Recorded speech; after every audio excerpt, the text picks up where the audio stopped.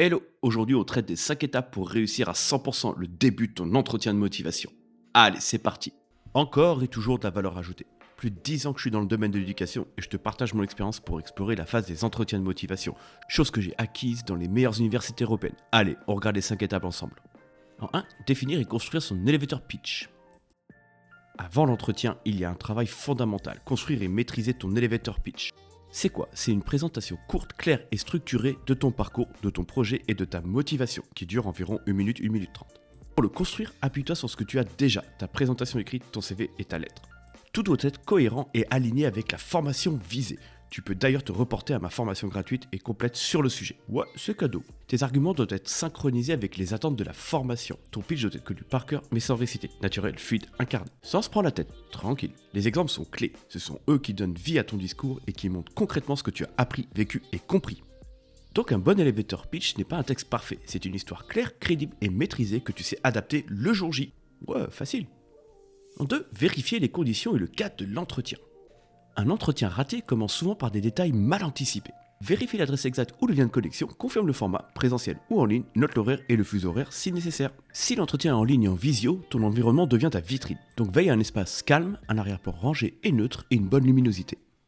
Prépare aussi tout ce dont tu auras besoin pour le jour J. Tenue adaptée, documents prêts, pièce d'identité ou passeport, convocation si nécessaire, caméra, micro et connexion testée et bien sûr un backup prêt, partage de connexion ou autre réseau ou autre ordinateur ou tablette. Comme je le dis toujours à mes étudiants, pas d'internet, pas d'entretien. Point 3, réussir les 90 premières secondes. Ces précieuses secondes déterminent l'issue de l'entretien à plus de 85%, ça peut être plus ou moins.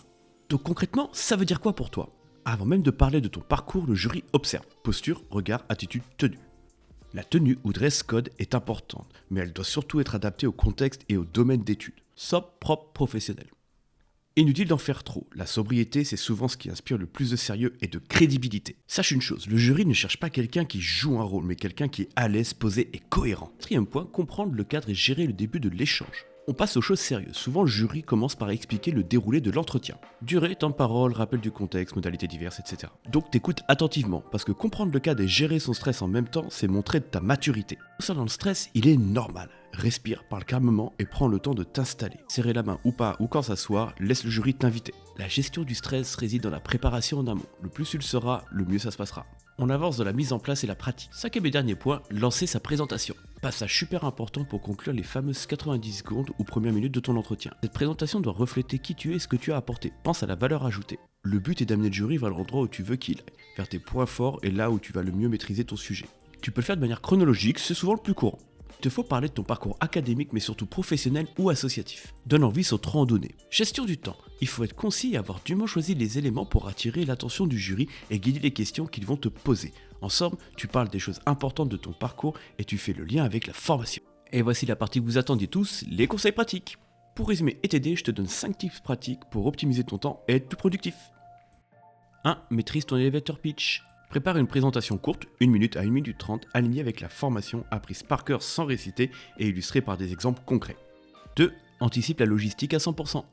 Vérifie le lieu ou le lien, le format, l'horaire, prépare tes documents et prévois toujours un plan B pour la connexion. Pas d'internet, pas d'entretien. 3. Soigne les 90 premières secondes. Posture, regard, attitude et tenue adaptées au contexte comptent autant que ce que tu dis. Sobre, propre et professionnel suffit largement. 4. Écoute bien et gère ton stress. Comprends le déroulé de l'entretien, respire, parle calmement et prends le temps de t'installer. Un stress maîtrisé montre ton engagement. 5. Oriente l'échange dès ta présentation. Sois concis, parle de tes expériences les plus pertinentes et guide le jury vers tes points forts en lien direct avec la formation. Et voilà, c'est la fin de cette vidéo, j'espère que ça t'aura plu. MyStudentHub, c'est des techniques en productivité, on t'aide à la préparation à la candidature universitaire et on partage tous nos ressources et outils. N'oublie pas de t'abonner, à bientôt!